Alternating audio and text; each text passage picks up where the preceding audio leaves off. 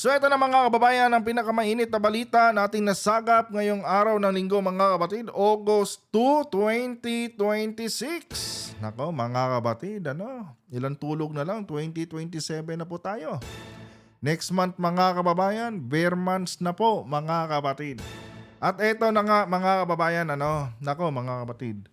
Trending na trending ngayon, no? Ito ngang naging desisyon ng Sandigang Bayan na kung saan mga kapatid, pinayagan po itong si former Senator Bong Revilla na makapagpiyansa sa kabila po mga kapatid ng kanyang kasong kinakaharap na no bail.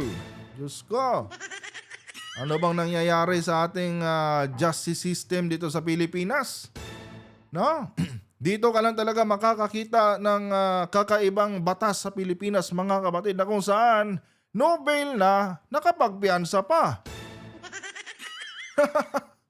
Ibang klase din talaga, Maging itong si Ombudsman Remulla, mga kababayan, nagdududa na rin. Di umano mga kapatid, sabi ni Remulla, trinabaho daw. No? Trinabaho daw itong kaso ni Revilla kung kaya't nakapagpiyansa. And syempre mga kababayan, kapag sinabi mong trinabaho, ibig sabihin may tao sa likod nito. Sino kaya yan mga kababayan? At eto pa mga kapatid, magugulat kayo dito sa ating nadiskubre mga kababayan. No? Kaya panuorin nyo po talaga ng buo itong ating video. Dahil nga mga kapatid, ayon po sa ating na-research mga kababayan, meron po palang appointees itong si Tatay Digong, dyan po sa Sandigang Bayan. Ito mga kapatid, yung pangalan po na babanggitin natin dito mamaya ay hindi po natin pinagbibintangan ha. Hindi po tayo nagbibintang lalo na justices ito mga kababayan. Meron siyang appointees mga kapatid na kung saan po in my personal opinion malaki ang kinalaman nito sa pagpiyansa ni Revilla sa kabila ng Nobel yung kanyang kaso. At hindi lang yan mga kababayan, meron din pong isang tao mga kapatid na sangkot dito sa tawag nito sa pagpiyansa ni Revilla na kung saan mga kababayan, sobrang dikit po nito kay Pangulong Marcos. And I think mga kababayan, dapat pong aksyonan ito ng presidente dahil malapit po itong tao na ito mga kapatid kay Pangulong BBM. At kung sino yan, malalaman nyo po yan maya-maya lang mga kapatid. Pero bago po tayo magpatuloy, huwag kalimutang i-like yung ating video para i-share pa po ni YouTube sa iba pang hindi pa nakakapanood. So for context mga kababayan, panoorin po muna natin itong balita po galing po sa GMA News at bigyan po natin ng ating personal na opinion at reaction. Tila na trabaho umano pagpiansa ni dating Senador Bong Revilla para sa kaso malversation ayon kay Ombudsman Jesus Crispin Remulla. So yun na nga, ang paniniwala ni Remulla mga kapatid, trinabaho ang kaso ni Revilla kung kaya't nakalaya ito. And agree ako dyan mga kababayan. Kasi nga non-bailable yung kaso ni Revilla pag sinabi mong non-bailable, wala dapat piyansa yan Kung hindi yan trinabaho mga kapatid, hindi po yan makakapagpiyansa. Meaning, meron talagang mga tao sa likod ni Revilla mga kababayan or sa likod ng kaso ni Revilla na trinabaho ito.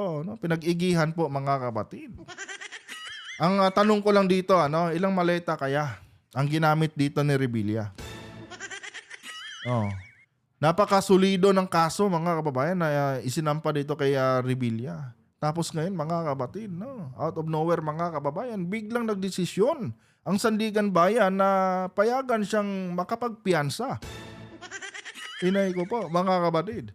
Non-bailable ang kaso ni Revilla pero pinayagang makalaya pansamantala dahil wala umanong matibay na ebidensya para patunayang guilty siya sa kaso.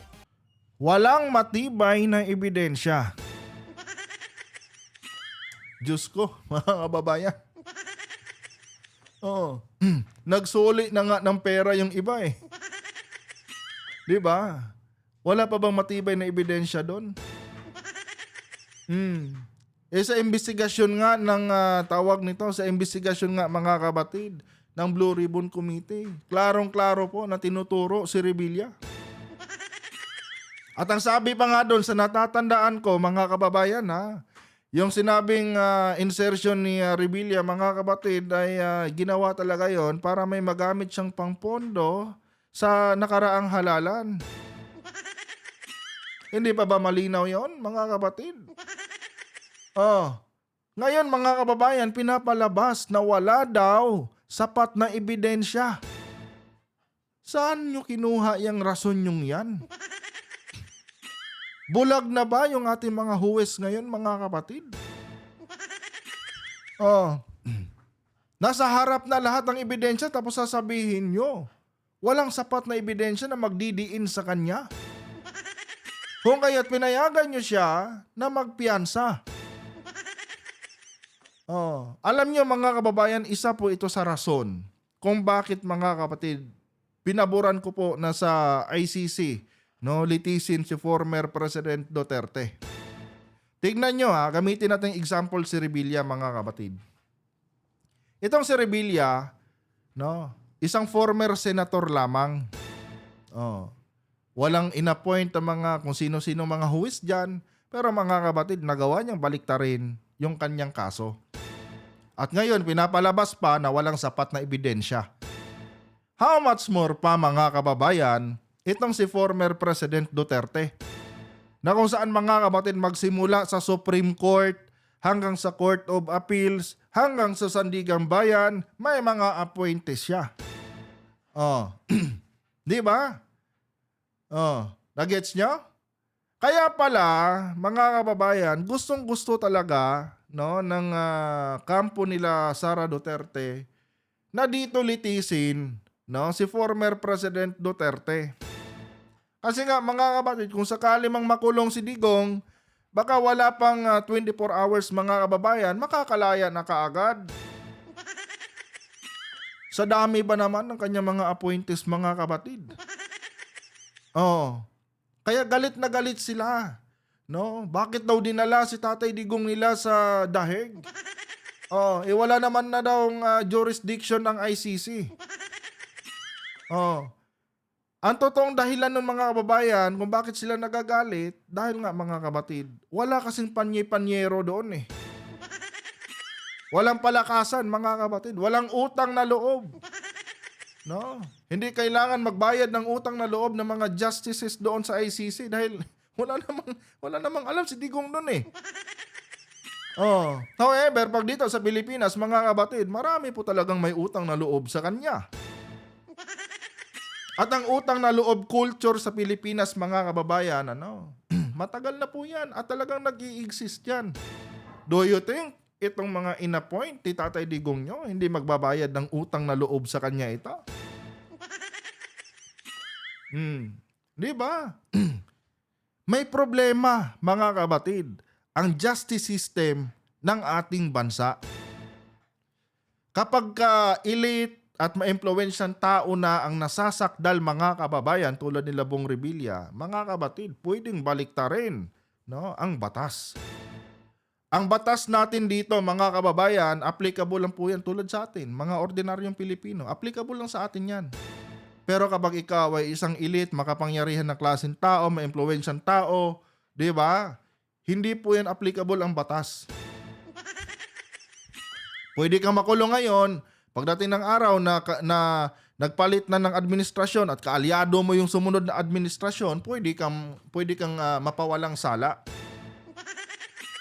Pero inyo yan, non-bailable yung kaso, nakapagpiyansa, tapos ngayon, wala daw sapat na ebidensya. Inay ko po. Saan ka nakakita lang ganyan ka balingbing na klaseng hustisya? Nuko. Nakatutok si Jonathan Andal. Pagkalabas ng kulungan kahapon, nag-post ng selfie si God is good. Putang, buisit. God is good pa. Sinong Diyos kaya to, mga kapatid? Oh. Pero inyo, nagawa pa niyang idamay ang Diyos, mga kababayan. God is good daw. Saan banda yung God is good dyan, former Senator Revilla? God is good dahil nalunod yung mga kababayan mo sa baha. Dahil sa mga palpak na mga flood control projects ng ating gobyerno. Palpak dahil yung intended na budget para sa mga nasabing proyekto nasa bulsa nyo. Diba? Yan ba yung God is good natin dyan? Diba? Pero ayun nyo mga kapatid, nagawa pa niyang mag-post ng ganito. Ito po yung malaking insulto sa ating mga kababayan.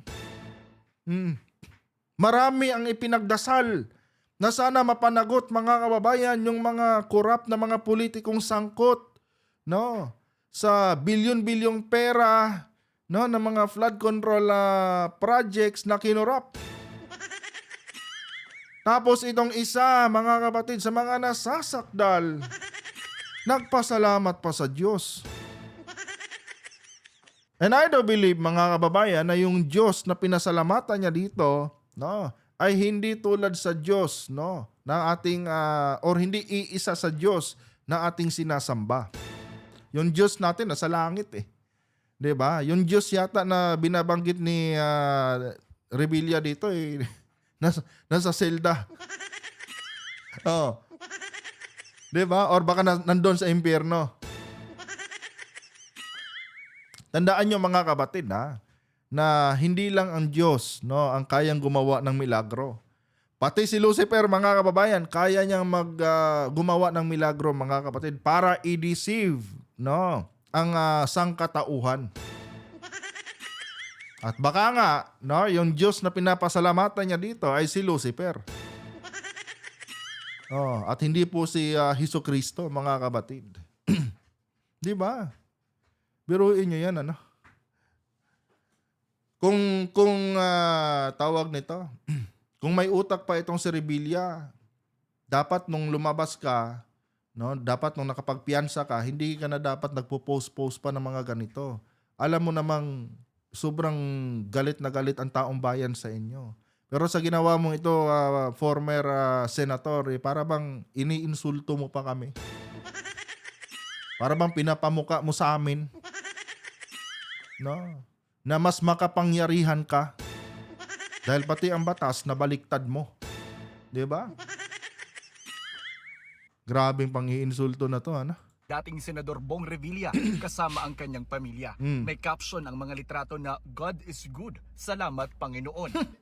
Pero sabi kanina ni Ombudsman Jesus Crispin Remulla na nagsampa ng kasong malversation kay Revilla, hindi pa sila talo. Sabi ni Remulla, inasahan na nilang mangyayari ito dahil tila trinabahoan niya ang pagpayag ng korte na makapagpiyansa ang dating senador. So, maging si Remulla pala mga kapatid, natutunugan na. Natutunugan na niya. Na parang may gumagalaw sa kaso ni Revilla.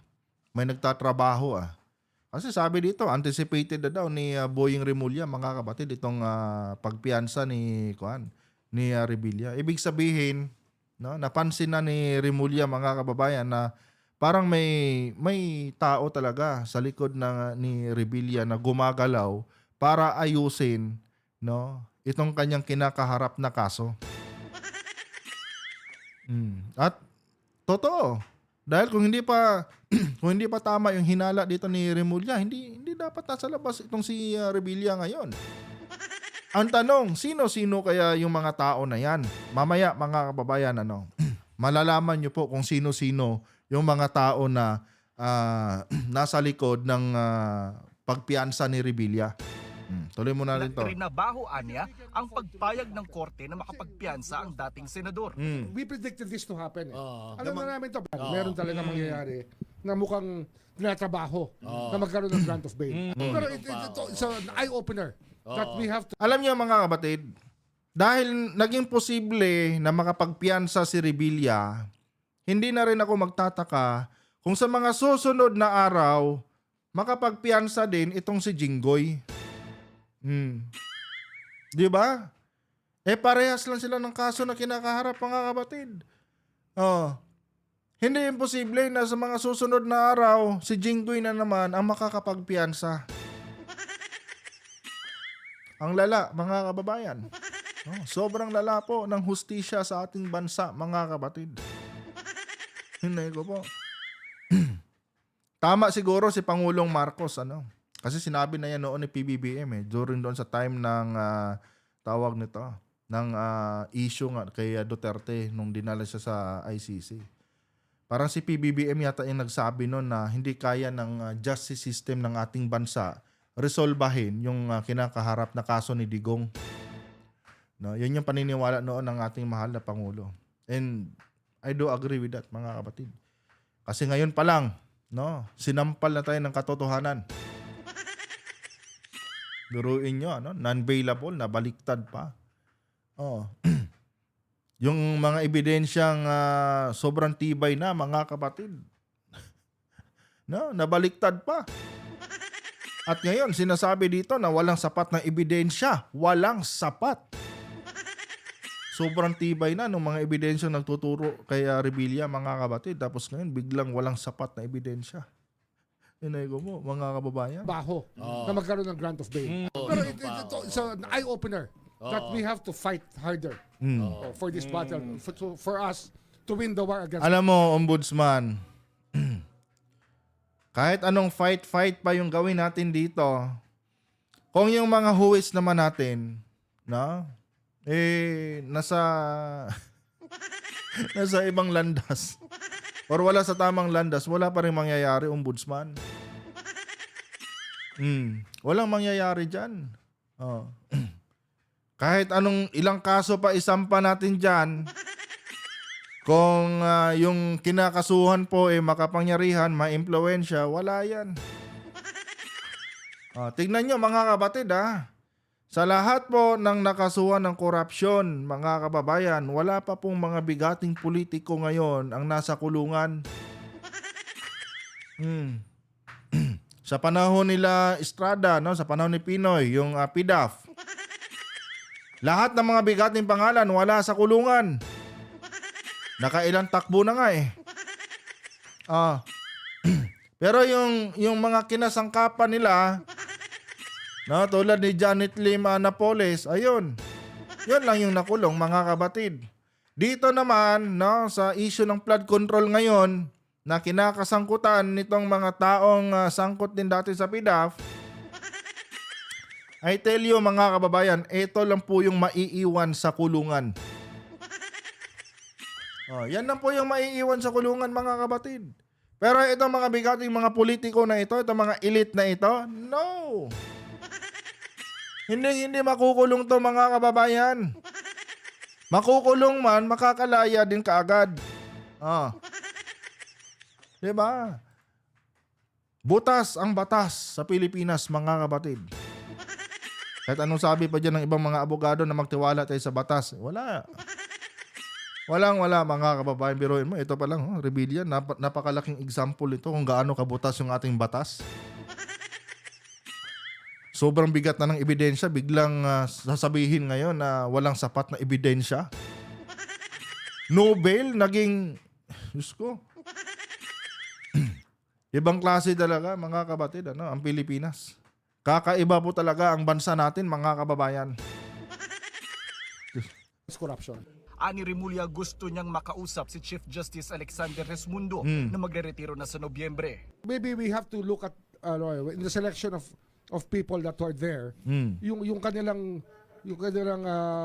staying in office should always be looked upon by the Supreme Court.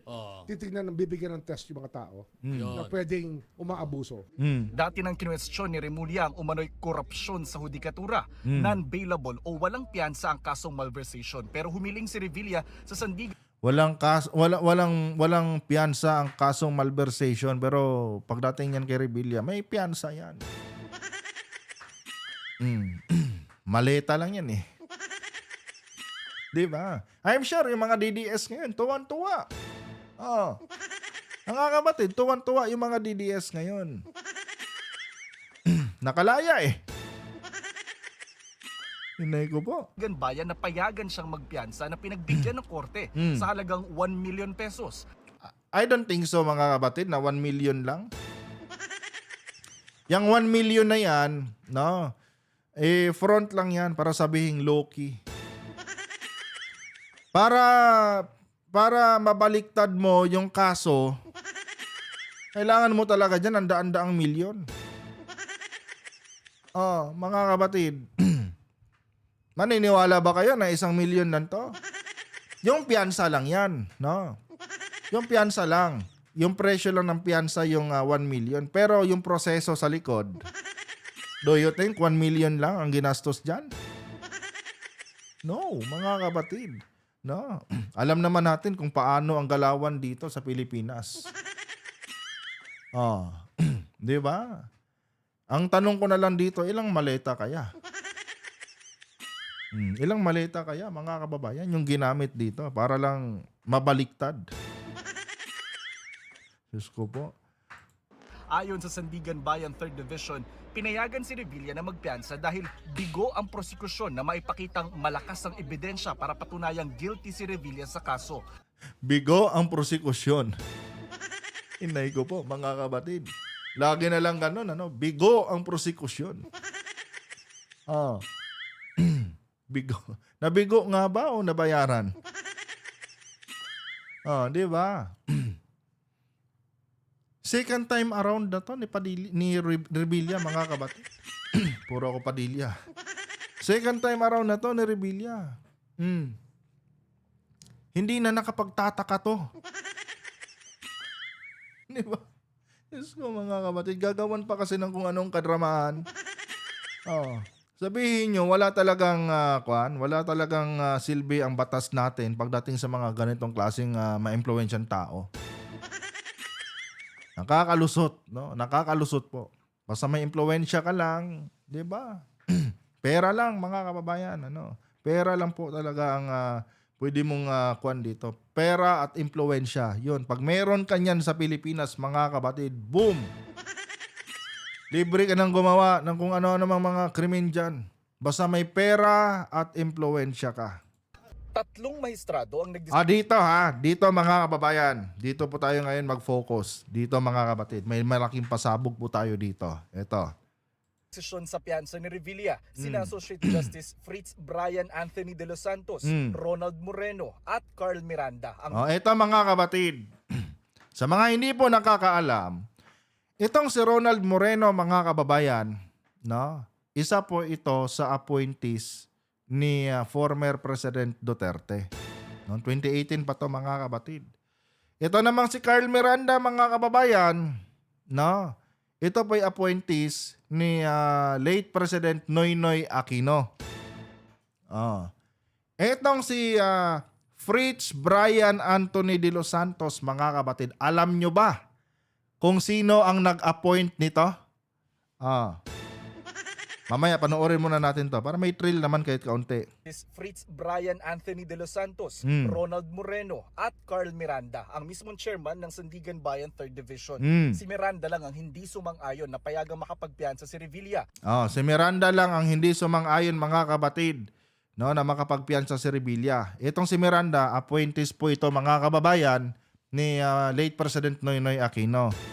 Itong si Ronald Moreno, yun na nga kay Digong. Itong si Fritz Brian Anthony de los Santos, mga kapatid.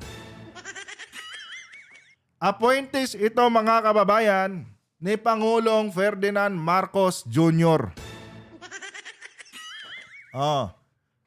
Sa tatlong ito, mga kapatid, si Miranda lang ang hindi pumayag na magpiyansa si Revilla.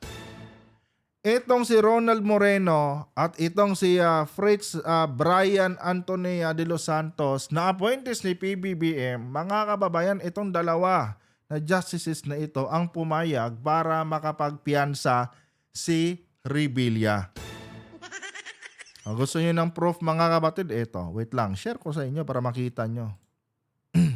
Saan ba yun? Ito, share ko sa inyo, mga kababayan, para may background po tayo. Ito ba yun? Ito, mga kapatid, wait lang. Ayan. Ni-research ko kasi yung picture na ito, itong sa GMA. Ni-research ko po, mga kababayan. Ito po yung picture, Sa GMA po ito, mga kapatid. Ni-research ko. Sabi ko dito sa Gemini, Appointees ba ni Duterte ito? Kasi nga, nagkaroon ako ng idea mga kapatid about dito dahil nga nung ni-research ko nga rin dati kung sino-sino yung mga appointees ni Digong sa Supreme Court, nagulat ako. Kasi sobrang dami pala, halos majority sa kanya. Tapos may dinagdag pa sa akin na impormasyon. Pati pala sa Court of Appeals mga kapatid, halos majority din pala ng mga justices sa Court of Appeals kay Digong. Kaya ngayon, napaisip din ako, mga kababayan, na i-research din itong mga justices na ito kung kanino itong mga appointees. So ito ang lumabas mga kapatid.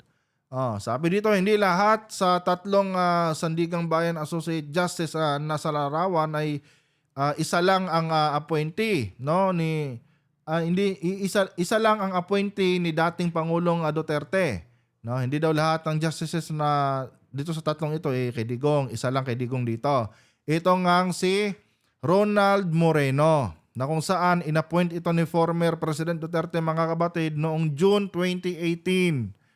Ito namang si Carl Miranda, ito na ngayon, no? Appointees po ito ni Noynoy noong 2016. 'Di ba? Etong si Fritz Brian Anthony de los Santos mga kapatid. Ponente yan mga kababayan, ponente yan. Appointees po yan ni Pangulong Ferdinand Marcos Jr. noong September 2025. Ano sa tingin nyo mga kababayan? No? Nagkamali ba si Pangulong Marcos sa pag-appoint sa taong ito? Kasi nga mga kapatid, itong si Fritz Brian Anthony at itong si Ronald Moreno, nagkasundo po ang dalawang ito mga kababayan. Sila pong dalawa ang pumayag mga kapatid na magpiyansa si Revilla sa kanyang kasong malversation. Na wala naman sanang piyansa yan, no bail yan Etong dalawang ito ang pumayag. No, kasi dito ako nabubuisit mga kapatid. Appointees si Pangulong Marcos to. Hindi ba alam ng taong ito kung gaano kabigat yung tawag nito laban ng Pangulo ngayon, laban sa korupsyon? Hindi ba niya nakikita yung effort ng presidente na sinisikap ni Pangulong Marcos, no? Na mapanagot lahat ng tawag nito, sangkot sa korupsyon sa DPWH? Isa pa mga kapatid, no bail ang kaso, pumayag ka. Anong klaseng tao ka? 'Di ba? Mga kababayan, hindi po natin siya pinipersonal dito. Ang sa akin lang kasi dito mga kababayan, siguro aware naman itong si Justice Brian Antonio de los Santos sa ginagawa ng presidente, mga kapatid. Pero bakit mga kababayan, no? Itong sila Revilla, itong sila Estrada, accomplishment na sana ng presidente yan no? Dahil sa ilalim ng kanyang administrasyon, napatunayan yung involvement ng mga yan, no? Sa issue ng corruption sa DPWH. Mga kapatid, hindi ko maintindihan, Ito, maiintindihan ko pa to 'Di ba? Maiintindihan ko pa to dahil kay Digong to no? And alam naman natin, mga kababayan, kung sino din ang nagpalaya dati kay Revilla. Si Tatay Digong nyo rin. Maiintindihan ko na to dahil appointed si Duterte ito At hindi pa niya aminin, no, na isa siya, 'di ba? Pero ito ang hindi ko maintindihan Baka naman sir,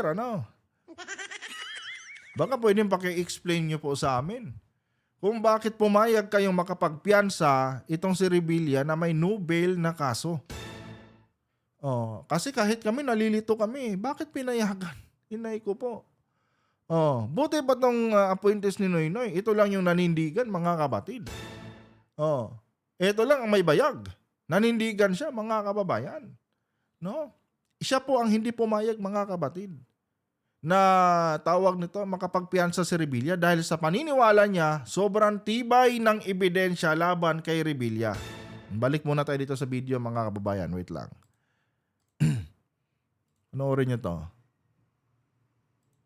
Di ko maintindihan Baka nagkamali si Pangulong BBM. Ito, pakinggan nyo ito mga kapatid. Anthony De Los Santos, Ronald Moreno at Carl Miranda, ang mismong chairman ng Sandigan Bayan 3rd Division. Si Miranda lang ang hindi sumang-ayon na payagang makapagpiyansa si Revilla. Aniya, may matibay na ebidensya na May matibay na ebidensya, mga kapatid, sabi ni Miranda.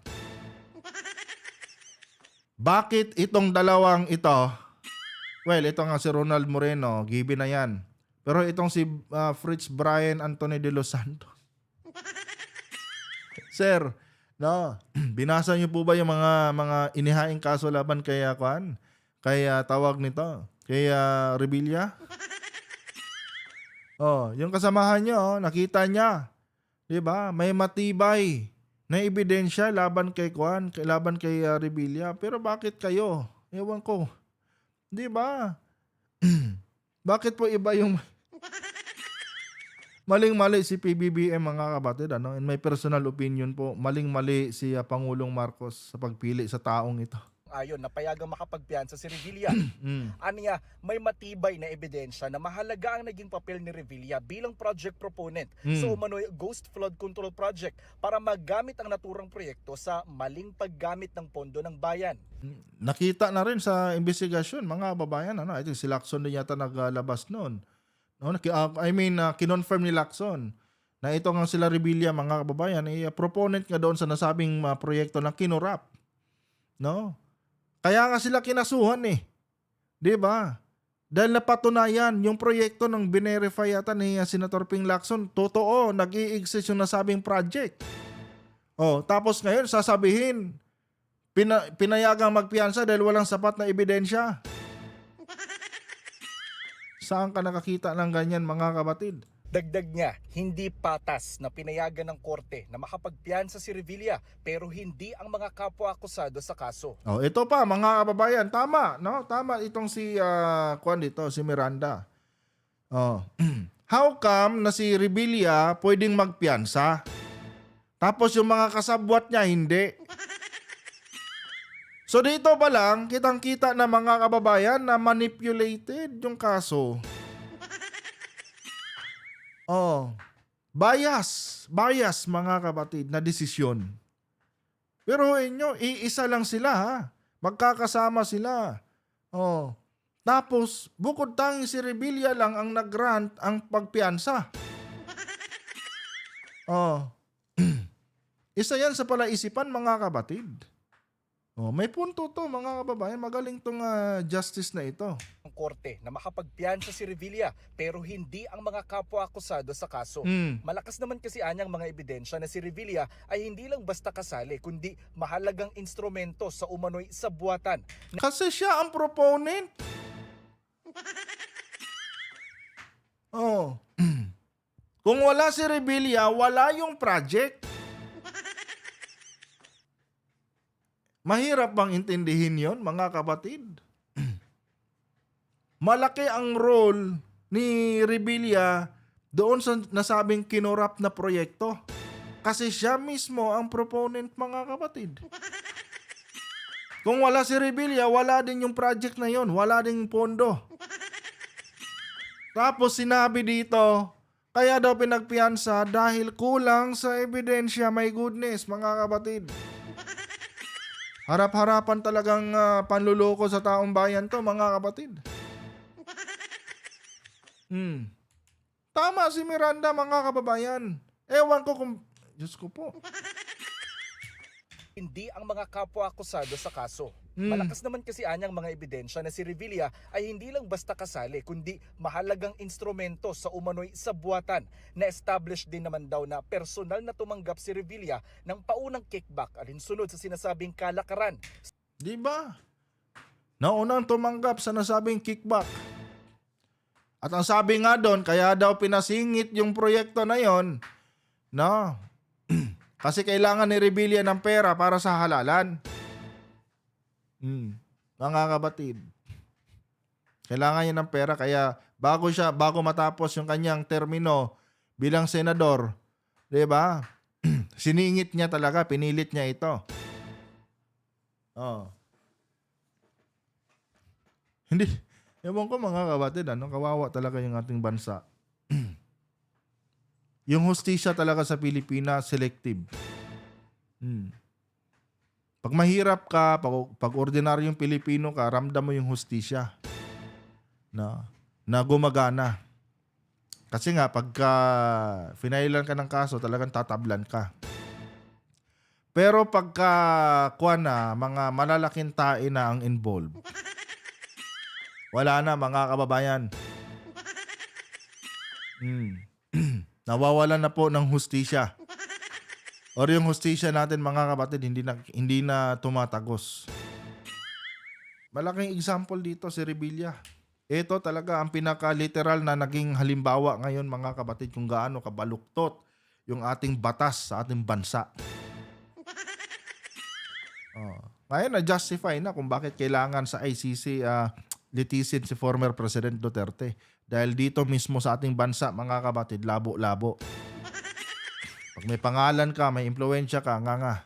Di mahalagang instrumento sa umano'y sabuatan na establish din naman daw na personal na tumanggap si Revilla ng paunang kickback alinsunod sa sinasabing kalakaran sa flood control projects.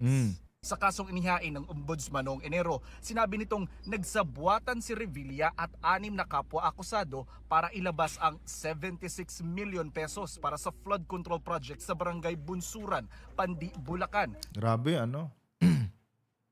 kayo magkakasama dyan.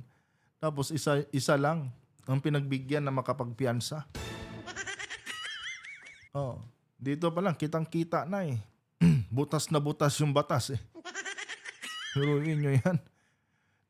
Kung sino pa yung pasimuno, kung sino pa yung proponent, siya pa talaga. Ang pinapawalang sala ngayon. And alam nyo mga kababayan, ito, di ba, sabi piyansa, pansamantalang kalayaan. I don't think so mga kabatid. Alam niyo ba kung ano ang susunod na next move nito? Susunod na next move pa, Ang susunod kasi na diskarte ng kampo ni Revilla dito, apila na lang yan ng apila mga kabatid. Apila na lang ng apila yan. Hindi na yan ibabalik sa kulungan. Pag may lumabas sa desisyon, apila. Ngayon pag may lumabas sa desisyon ulit, apila uli. Mga kapatid, unlimited apila yan. Di ba? Hanggang dumating ng 2028 national election. Na kung saan magbubudots na naman itong si Revilla. Magbubudots na naman. Tapos ang mga DDS, ililista na nila sa balota nila yan. Hindi na babalik sa kulungan yan, mga kababayan. Inay ko po. Wala nang balikan yan. Apila ng apila na lang yan, mga kapatid. Hopefully, mga kababayan, bago matapos ang termino ni Pangulong Marcos, sana maamyendahan itong ating election code, mga kapatid. At ang gusto ko sanang mangyari dito, mga kababayan, sana may makarinig sa atin, di ba, na mga mambabatas. Ang gusto ko sanang, ang masasuggest ko sana dito, dapat kapag may kaso na, may history na ng kaso ng tulad yan, graft and corruption, malversation of public funds, plunder, dapat yung mga ganyang nasampahan na ng kaso, regardless kung napatunayan o hindi, dahil wala naman talaga mapapatunayan dyan Basta kapag kinasuhan ka na ng 3 kaso na yan na non-bailable at related sa graft, corruption, and plunder, mga kapatid, dapat hindi na po qualified sa tinatawag na Certificate of Candidacy. Sana po may ganon, Nang sa ganon, mga kababayan, makalaya man tong mga taong ito, hindi na rin makakatakbo. Or, dapat sana mga kabatid, magkaroon ng, sa bagay, pag hindi ka na-convict, hindi naman pwede yung perpetual ban kasi. So, dapat doon na lang sana, kapag ka-related sa tawag nito, plunder, malversation of public funds, tapos, ano pa ba yung isa? Basta pag-related sa mga ganyang kaso, mga kababayan, dapat hindi na qualified sa tinatawag na Certificate of Candidacy. Unfair naman doon sa ibang tumatakbo, mga kababayan, na kung saan, mga kabatid, pinipilit nilang manatiling malinis yung kanilang record or pinapanatili nilang malinis yung kanilang record, hindi nakikisawsaw sa kung anumang mga corruption dyan. 'Di ba? Hindi tumatanggap ng kung ano-ano mang bayad o suhol. 'Di ba? Para mapanatili lang yung kanilang dangal, no? Unfair doon sa mga taong 'yun, mga kababayan.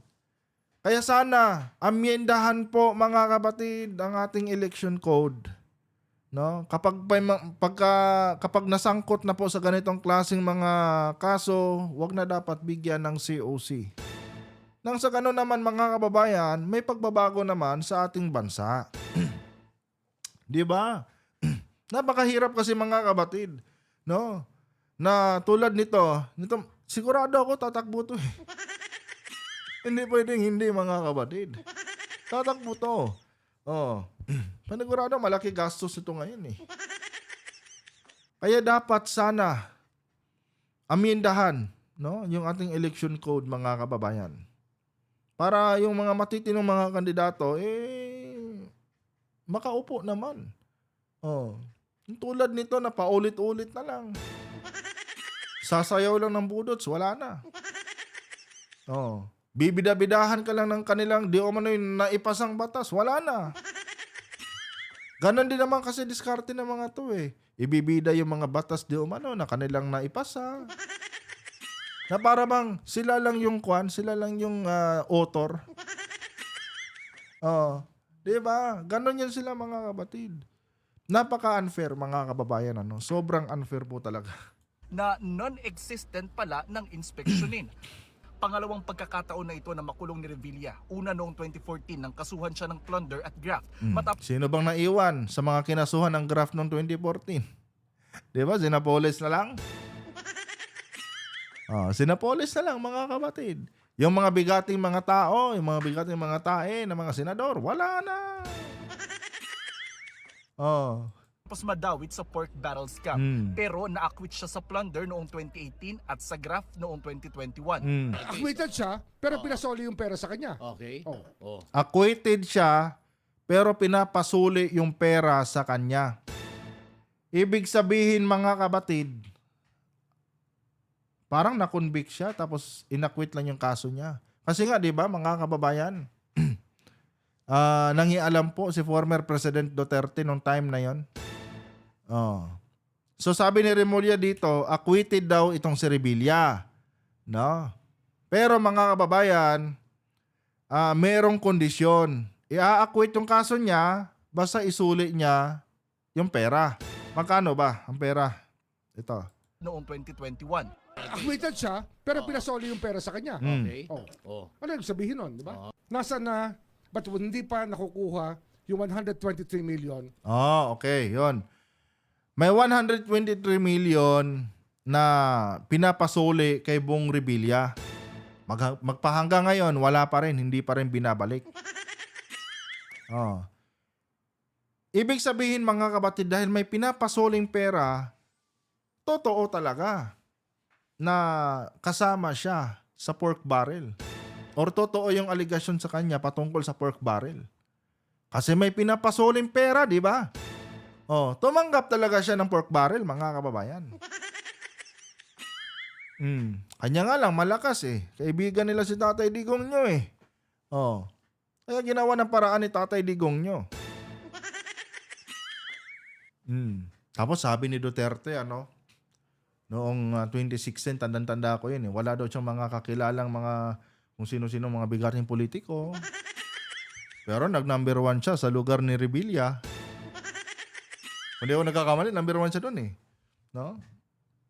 Yun pala, mga kababayan. Yun pala yung kasunduan. Props lang yun. Yung, kunwari, may supporter si Revilla na nakiusap kay Tatay Digong nyo. Props lang yun. Binayaran yun para magsalita. No? Para ipakita lang na mahal si Revilla ng kanyang mga constituents.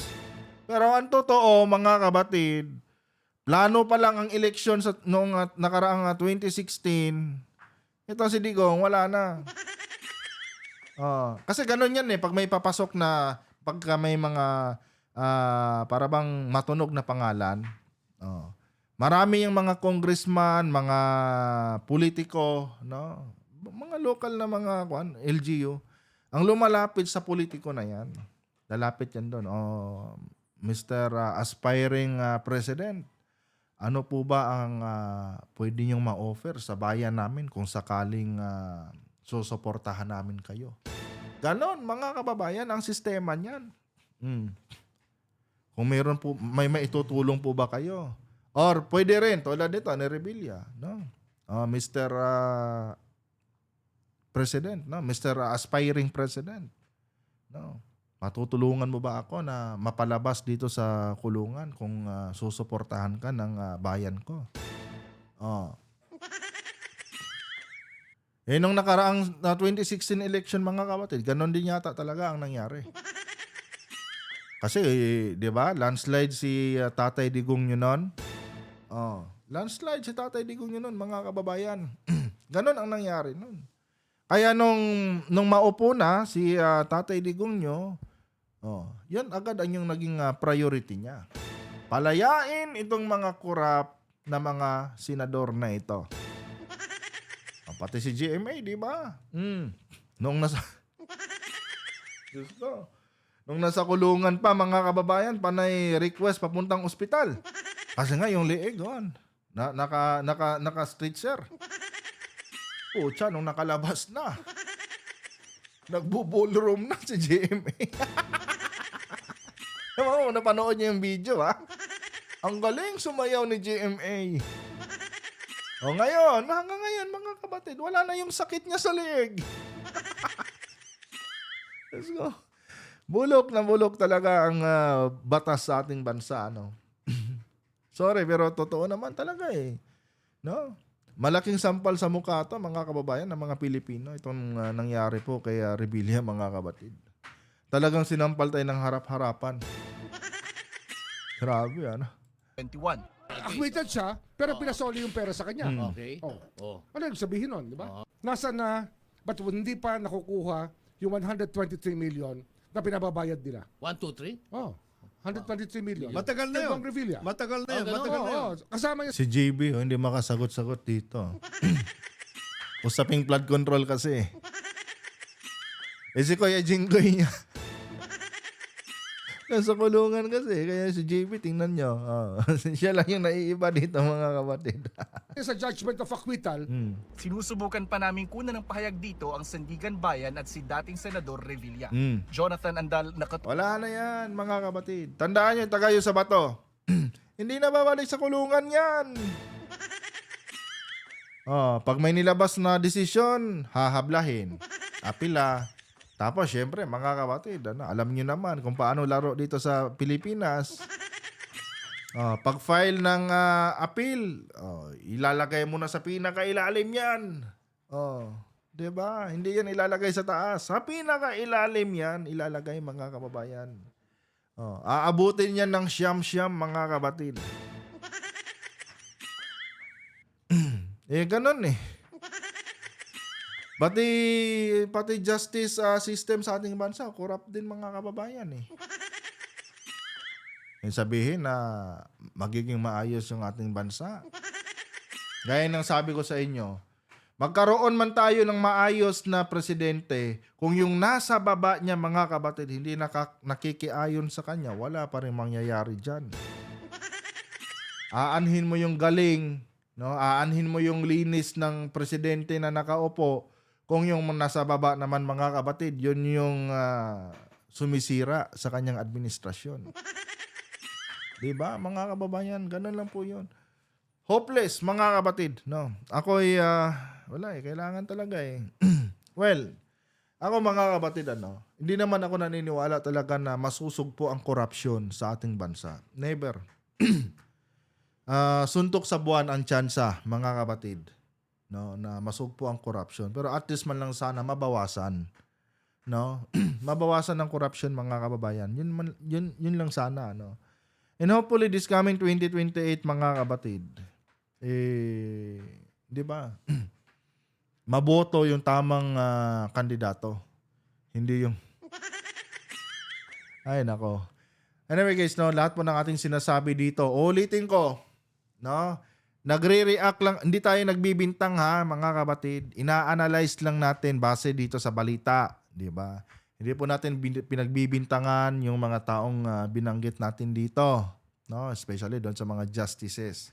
Nagre-react lang tayo patungkol dito sa balita, mga kapatid.